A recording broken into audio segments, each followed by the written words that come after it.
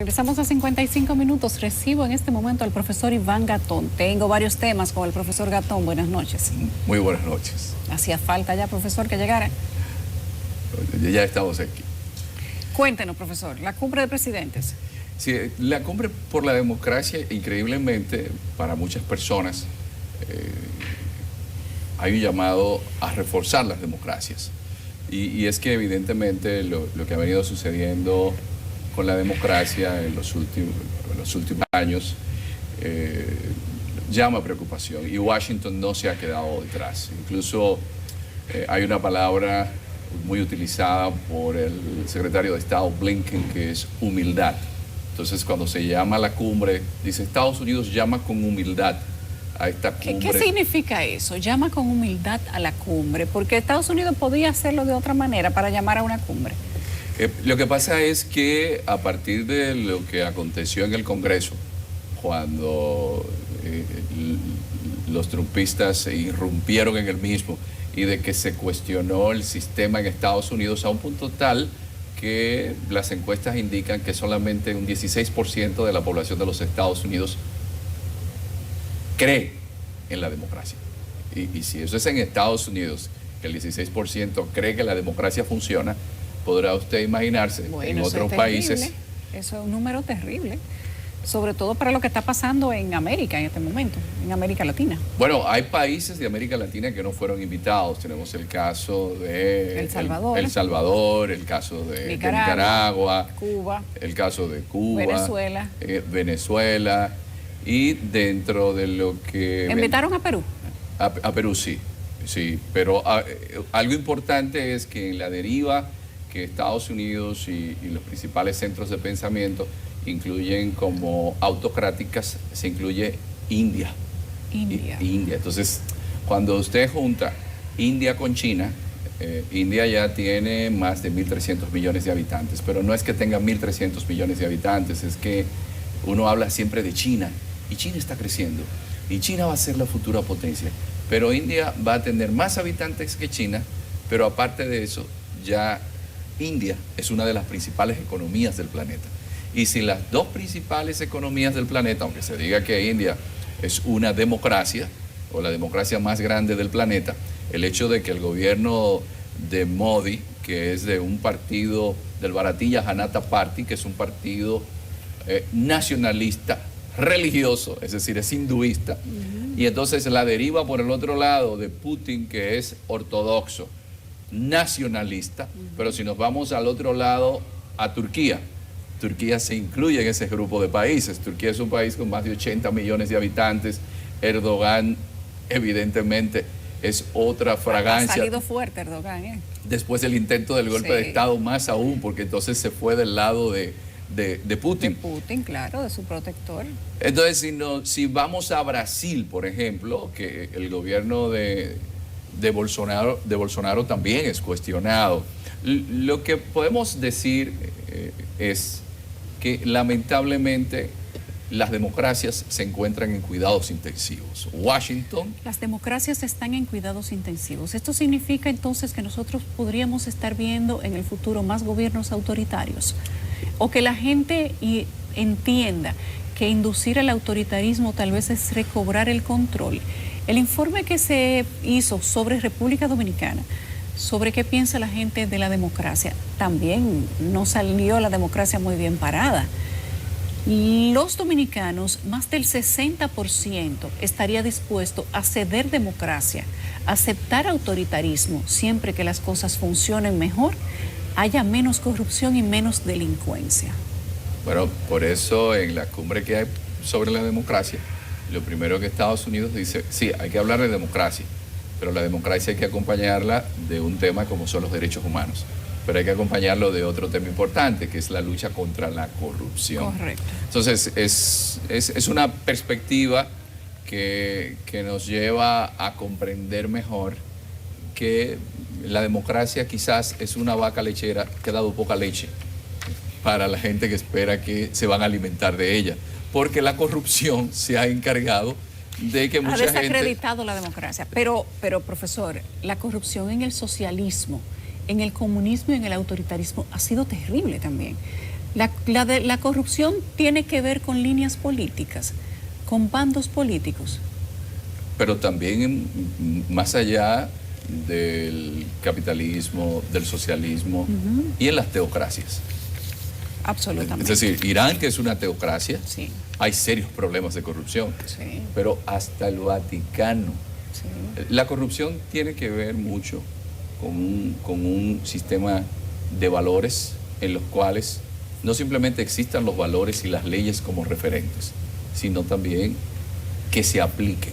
Porque el Vaticano, por ejemplo, que los ha ido aplicando, porque imagínense, es el estado más antiguo del planeta, y sin embargo hay que ver cómo recientemente hubo un escándalo en el Vaticano por disipar los fondos que las personas daban como ofrenda. Y si eso es en el Vaticano, ¿qué podemos esperar? Bueno, el escándalo del Banco del Vaticano viene desde hace 10 años y ese escándalo no ha podido apagarse totalmente nunca. Lo que hay que ver es en cuáles son los ejes que fundamentan también una sociedad, si es el lucro, porque las sociedades en las cuales los valores están dados en base al lucro tienen ese problema, porque usted quiere un país que tenga un régimen de consecuencias más implacable contra la corrupción que China. En China le prohibieron incluso a los funcionarios tener amantes. Eso fue una línea de Xi Jinping, prohibió tener amantes, jugar golf, ir a Macao a jugar en los casinos. Sin embargo, China es el país más corrupto del planeta. ¿Qué quiere decir esto? De que la corrupción es un monstruo que devora. Eso es un estilo de vida del antivalor. Pero que es un monstruo que devora a aquellos que tienen influencia y que no tienen la formación filosófica que los haga trascender. Todo esto fue abordado por Platón. Platón incluso decía que las personas que van a detentar poder, deben ser filósofos, para que no sean seducidos ¿por qué? Por la codicia. Incluso hay un rey, que es el Carlos V de Alemania y primero de España, que él decía, para la gobernanza, ciencia, experiencia y conciencia. Ciencia, experiencia y conciencia para la gobernanza. Para la gobernanza. Y él decía, el gobernador codicioso hace el desgobierno. Es decir, es algo muy viejo. De hecho, hay una situación que se da en España con el nieto de Carlos I, que es Felipe III, el hijo de Felipe II, que mudó la capital de España, que era Madrid, la mudó para Valladolid, porque su valido tenía un negocio inmobiliario, entonces subieron los precios cuando se mudó la capital a Valladolid. Es decir, la corrupción requiere realmente de mecanismos que ayuden a amainarlos, porque no podemos pasar por alto algo. La naturaleza humana, cuando no tiene esos niveles altos de formación, lamentablemente sucumbe ante esa serpiente que es la codicia. Entonces, estamos también ante una China que en una forma muy atractiva para todo aquel que le da seguimiento a los temas políticos, el gobierno chino anuncia en estos días que había hecho unas evaluaciones sobre la democracia y que la democracia de Estados Unidos no iba bien. No funciona. Sí. Entonces, China, que bueno, ni hablar, dice que la democracia no va bien.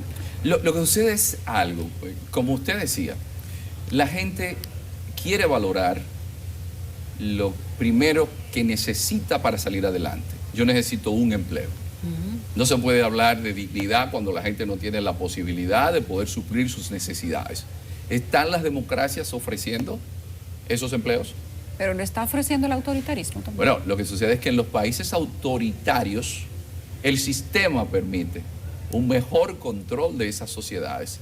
Y el desempleo, que aunque no tengan el empleo, se ve amainado porque algún tipo de subsidio aparece. Pero sí, el gobierno es paternalista. Se supone, aunque ese paternalismo no está funcionando. Cuba, por ejemplo, ¿qué está pasando con la gente en Cuba? El paternalismo no está llenando las expectativas de la necesidad de los ciudadanos.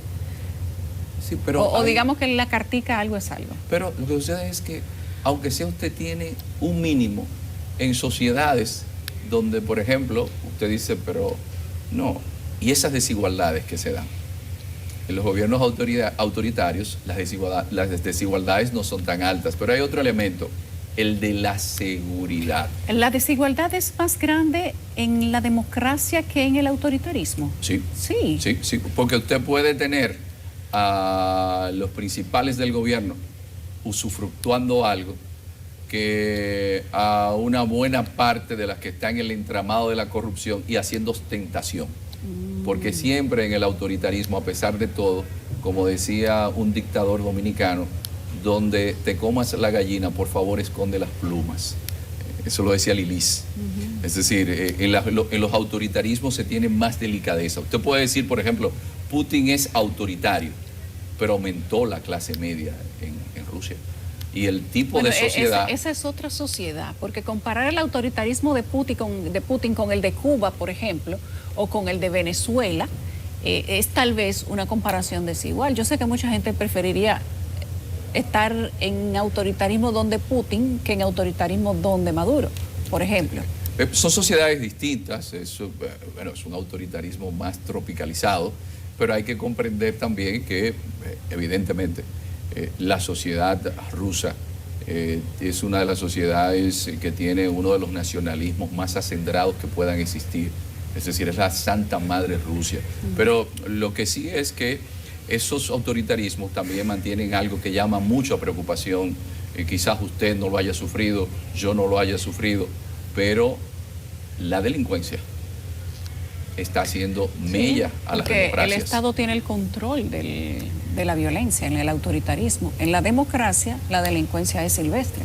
Por ejemplo, Estados Unidos acaba de alertar a sus ciudadanos para que no vayan a México porque están utilizando incluso drones para hacer tiroteos. Por ejemplo, el grupo Jalisco Nueva Generación. Entonces, cuando usted tiene un México, que es un país de más de 100 millones de habitantes, donde los niveles de violencia implican que usted no sepa si su hijo va a regresar cuando salga una noche, la zozobra que la gente vive en Brasil, por ejemplo, donde el Comando Vermelho o el Comando do Povo son un estado dentro del estado brasileño. Y entonces, ¿qué usted puede esperar? Que la gente diga, bueno, es que yo prefiero seguridad. Y eso siempre lo ha indicado incluso hasta los estudios de la Organización de Estados Americanos. ¿Podemos decir que Bolsonaro es un demócrata? Bolsonaro es un azar, que yo no lo considero demócrata. Yo creo que Bolsonaro todavía no se cree que él haya podido llegar a ser presidente. ¿Y Pedro Castillo en Perú es un demócrata? Pedro Castillo también es fruto del azar. Evidentemente que se dan unas condiciones que, como decía el gran filósofo alemán Carlos Enrique Marx, el azar tiene una categoría histórica. Porque ¿quién le iba a decir a un hombre que estaba trabajando en agricultura hace un año atrás y llama a su esposa para decirle que él va a ser presidente de la República? Y llega a ser presidente. ¿Y el estilo de administración de Maduro, se puede decir que es funcional? Lo que hay que tener cuidado con algo. Maduro no es Maduro. Detrás de Venezuela hay que recordar que el poder, desde los tiempos de Cipriano Castro, desde los tiempos de Juan Vicente Gómez, desde los tiempos de Wolfgang Larrazábal, desde los tiempos, de Marcos Pérez Jiménez, el poder ha pasado por los cuarteles. Quienes creen que quien realmente tiene el poder en Venezuela es Maduro, están equivocados. Maduro es la cara. El poder tiene uniforme en Venezuela. En Venezuela siempre el poder ha pasado por los cuarteles. Por eso los adecos y copellanos tuvieron que hacer un acuerdo, que fue el acuerdo de Punto Fijo. Sí, el pacto de Punto Fijo. De eso habría que hablar un poco más profundo. Qué bueno que estás aquí, porque vamos a leer los comentarios de la gente. A propósito de que hoy es Día de la Lucha contra la Democracia y has hablado de la cumbre de los presidentes a propósito del Día de la Democracia.